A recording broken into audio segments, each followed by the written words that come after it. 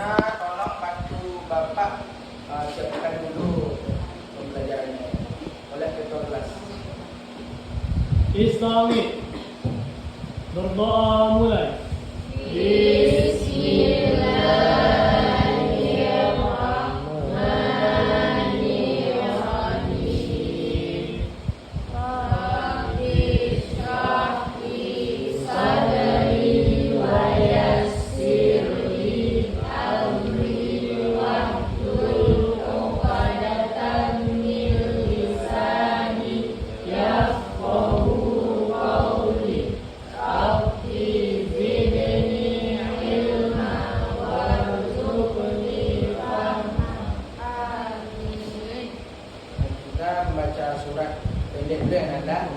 Baca surat Al-Ikhlas. A'udzu billahi minasyaitonir rajim. Bismillahirrahmanirrahim. Qul huwallahu ahad, Allahus samad, lam yalid wa lam yulad, walam yakul lahu kufuwan ahad.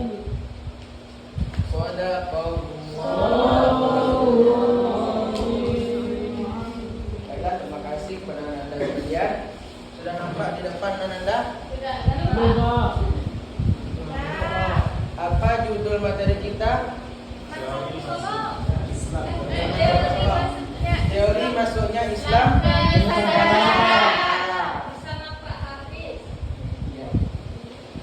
Ananda sekarang sudah berada di kelas 11 dan ini merupakan turunan dari materi-materi sebelumnya. Sebelumnya Ananda sudah mempelajari tentang sejarah dinasti Abbasiyah, dinasti Umayyah, dan Khulafaur Rasyidin. Ya, Nanda? Ya. Sudah belajar semua kan? Tidak ada yang langsung naik kelas kan? Tidak, Pak. Tidak ada yang melewati materi itu secara sengaja kan? Baiklah, langsung saja teori masuknya Islam ke Nusantara. Tekninya Anda pasti sudah belajar di pembelajaran IPS, yaitu nanti Anda di IPS Anda sudah belajar tentang seperti apa bentuk negara Indonesia itu. Kepulauan ya kan? Kepulauan. Jadi kepulauan itu apa untungnya? Yaitu Nusantara itu sebagai negara yang maritim atau negara yang sangat strategis yang disinggahi oleh para pelancong asing atau pedagang asing. Jadi itulah keuntungan Indonesia sebagai letak strategis ini. Jadi orang-orang yang datang atau masuk ke negara Indonesia atau Nusantara pada dahulunya, Indonesia kan baru merdeka tahun 1945 yang ada. Iya, Pak. Jadi banyak orang-orang asing itu seperti apa yang digambar itu orang apa? Orang Arab kan? Orang Arab, orang Cina, orang India dan orang Malaka. Jadi mereka itu silih berganti berdagang dan singgah di Nusantara ya Anda. Mereka membawa, tentunya mereka selain profesi mereka sebagai pedagang, mereka juga membawa kebudayaan dan agama mereka. Paham sampai sini Anda? Paham. Jadi mereka menyebarkan agama mereka dan budaya mereka sembari mereka berdagang. Dan oleh karena itu muncullah teori-teori yang kita bahas pada kali ini, itu teori masuknya Islam ke Nusantara. Yang pertama itu teori ujaran. Siapa pelopornya? Petro Johannes Inampel namanya. Beliau merupakan seorang ahli sejarawan yang mengatakan bahwa teori ujaran yaitu agama Islam berasal dari teori Gujarat, berasal dari Gujarat atau India yang masuk ke Nusantara pada abad ke-13. Yaitu pedagang dari India yang sudah masuk Islam tentunya mereka berperan penting dalam proses penyebaran Islam di Nusantara. Apa bukti pendukungnya Nanda? Silakan dibaca. Itu Sultan Naik Saleh mirip dengan corak nisan yang ada di Gujarat. ya, bagus sekali. Selanjutnya itu hubungan dagang antara masyarakat Indonesia dan India telah lama terjalin. dan inilah bukti pendukungnya. Dan dari bukti pendukungnya tentu ada kelemahan-kelemahan teori ini yang sudah dikaji juga. Itu kelemahannya kurangnya bukti pendukung karena masih dua tadi, dan selanjutnya hanya sebagai kesamaan corak batu nisan. Jadi ini masih kurang lengkap bukti-buktinya. Dan pada abad ke-12 dan 13 itu juga masih berpengaruh agama Hindu-Buddha. Yaitu siapa Ananda? Kerajaan-kerajaannya seperti Budai, kerajaan Mataram Hindu. Kita langsung selanjutnya ke teori Persia. Teori Persia merupakan teori yang diasalkan dari Persia, negara Iran, yang masuk pada abad berapa Nanda? Ketujuh. Dibawa juga oleh pedagang Islam. Jadi asal usul kita teori ini semuanya sama, yaitu dari pedagang. Teorinya sama-sama dari pedagang. Bukti pendukungnya itu adanya kesamaan budaya dan penyerapan penambahan kosakata bahasa. Ananda tahu nggak Ananda bahasa apa kita yang sama dengan negara Persia yang sudah diserap ke bahasa Nusantara? Apa? Masa Pariaman. Pak. Ada yang tahu? Kan? Nah, contoh bahasanya itu bahasa istirahat. Kalau di orang Persia istirahat. Kalau di Indonesia istirahat. Dan ada juga kismis. Makanan, Pak. Ya makanya. Karena kismis juga kalau di sana. Dan persamaan lisan makam Malik al-Saleh. Selanjutnya, kelemahan teori Persia itu masih juga kurang bukti yang kuat. Dan yang kedua, Persia juga bukan pusat agama Islam, karena pusat agama Islam ada di Makkah dan Madinah pada kala itu. Dan pedagang Persia itu juga sedikit jumlahnya yang ada. Selanjutnya kita masuk ke teori yang Makkah. Teori Makkah itu tentunya teori ini pasti dikaji oleh para ahli yang ada, karena teori Makkah ini merupakan teori yang paling sangat-sangat dibuat teorinya, karena teori ini Islam pada saat itu memang berasal dan tunasnya dari Makkah dan Madinah atau Arab.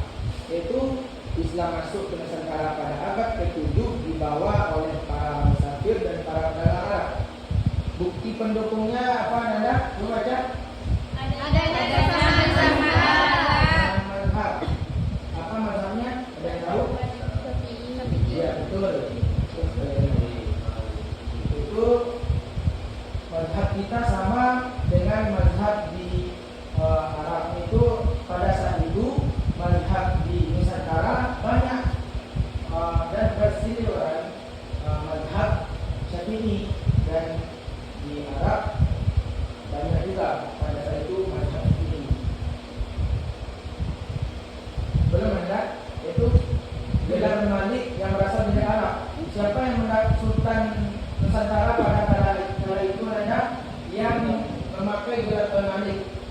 untuk kesultanan di Samudra Pasai. Siapa namanya? Saya tahu, sudah belajar. Dari baca. Itu namanya Sultan Malik Al-Saleh. Selanjutnya teori terakhir kita masuk. Kita kaji lemah dulu, yaitu lemah teorinya. Walaupun teori Arab ini atau teori Makkah ini merupakan teori yang paling kuat, tapi tetap ada saja kelemahan-kelemahannya karena semuanya baru berupa teori, bukan kebenaran, bukan suatu hal yang fakta. Selanjutnya teori terakhir yaitu teori Cina yang masuk sekitar abad ke-7, dan dalam ini etnis Muslim Cina yang berperan dalam proses penyebaran, yaitu mereka yang sudah memeluk agama Islam juga, yang ada para pedagangnya.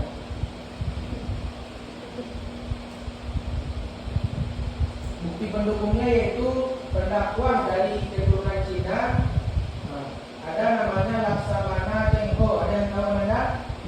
Tidak, Pak. Cheng Ho. Beliau merupakan pendakwah dari keturunan Cina dan seorang pedagang, seorang laksamana. Dan masjid dengan arsitektur Cina. Ada yang tahu di mana? Yaitu Masjid Cheng Ho juga di Surabaya.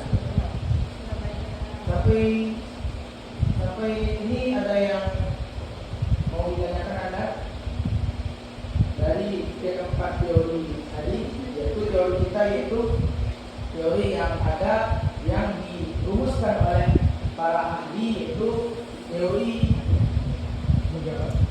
apa tadi? Terus ada lagi tidak semangat gimana nih? Belum makan itu, Pak. Jadi apa aja tadi? Ya betul, beda terus. Baiklah. Sampai saat ini ada yang mau ditanyakan Anda? Kalau tidak, Bapak akan memberi penugasan yang ini kepada Anda, yaitu Bapak bagi menjadi dua kelompok perempuan dan kelompok laki-laki.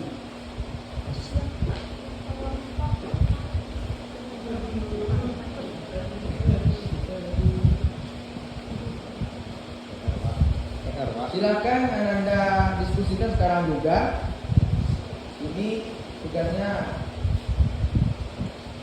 main mudah karena sudah Bapak jelaskan ya semua. Untuk yang A itu untuk perempuan, jelaskan secara singkat teori-teori apa saja yang masuk di Islam Nusantara. Ceritakan di depan kelas. Dan yang laki-laki, bukti pendukung dan kelemahannya. Salah satunya saja. Sudah ada?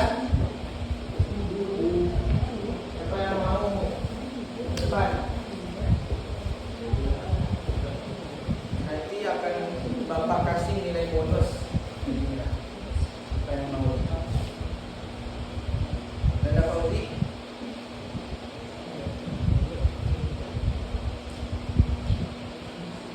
Ada? Sudah? Mana Bapak tunjuk saja lagi ya?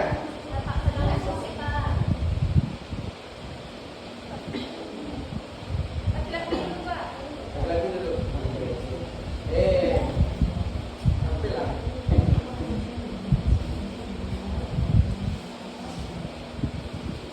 Ada teman?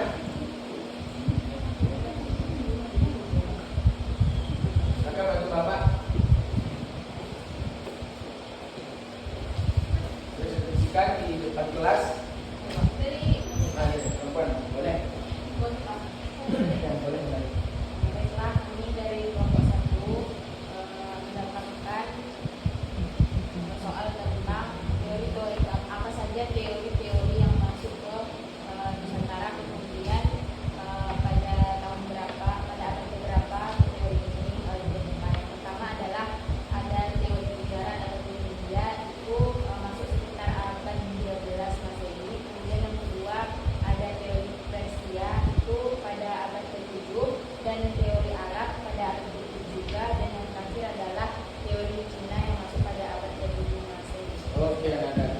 Berikan aplaus. Selanjutnya kepada yang laki-laki.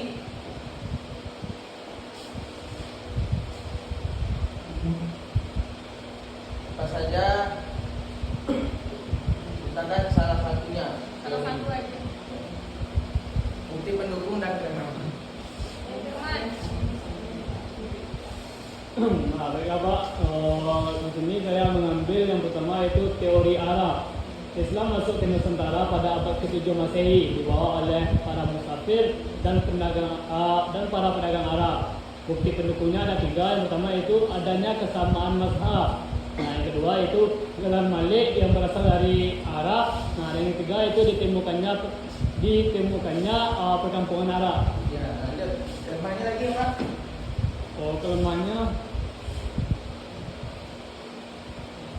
Kelemahan dari teori Arab ini kurangnya cukup bukti yang menjelaskan peranan bangsa Arab dalam menyebarkan agama Islam pertama kali di Nusantara. Baik, betul. Terima kasih. Berikan aplaus. Baiklah, karena jam sudah menunjukkan pukul 9, pukul 10 lewat, maka waktu kita sudah habis. Mungkin untuk pertemuan kedua kali ini segitu dulu yang kita bahas. Insya Allah nantinya kita lanjutkan pembelajaran kita di pertemuan selanjutnya. Kita tutup dengan doa Rasul Majelis. Subhanallahumma wa bihamdika Asyhadu an la ilaha illa anta astaghfiruka wa atubu ilaik.